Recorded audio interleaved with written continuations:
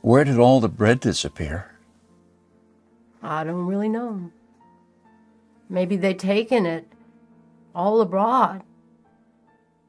The authorities have confiscated it, removed it from the villages, loaded grain into the railway coaches, and took it away someplace. They've searched the houses, weighed everything to the smallest thing. All the vegetable gardens, all the cellars were raked out, and everything was taken away. It was so dreadful that every day became engraved in my memory. People were lying everywhere as dead flies. The stench was awful. Many of our neighbors and acquaintances from our street died. We tried to survive the best we could.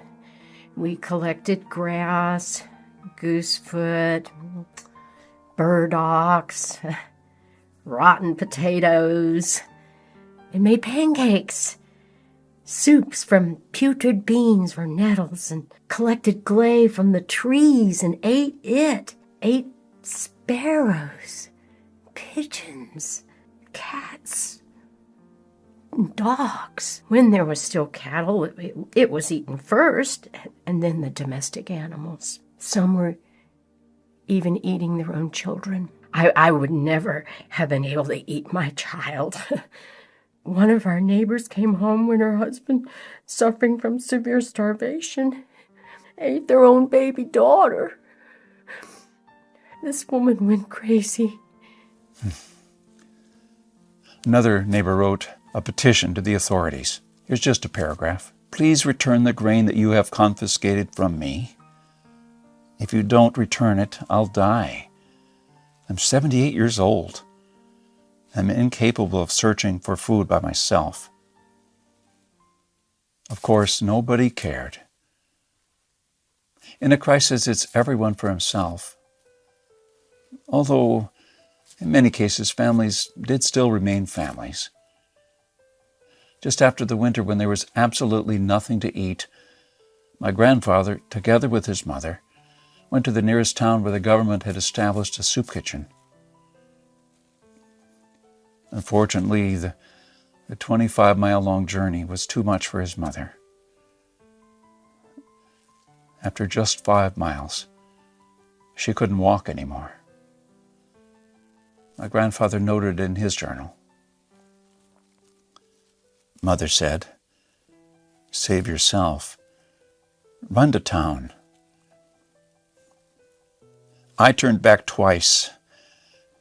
I could not bear to leave my mother, but she begged and cried, and I finally went for good.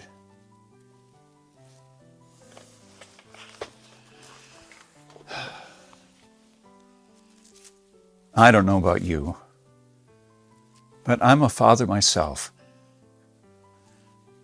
And when I read this, I burst into tears.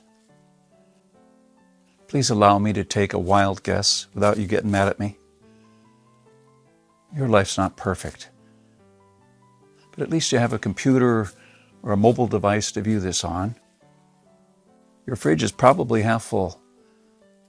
And while you have your problems, starvation is not one of them. And even though your job or retirement could be more enjoyable, you probably have enough money to at least get by. That's great.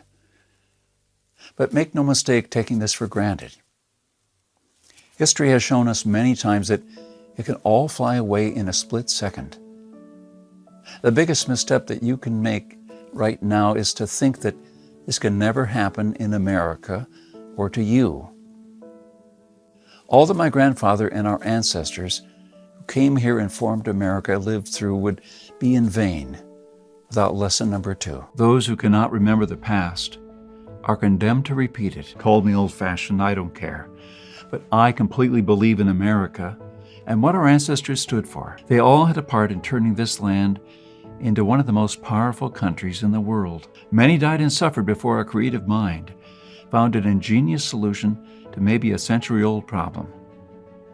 Believe it or not, our ancestors' skills are all covered in American blood. This is why these must be fought for and protected and handed on for them to do the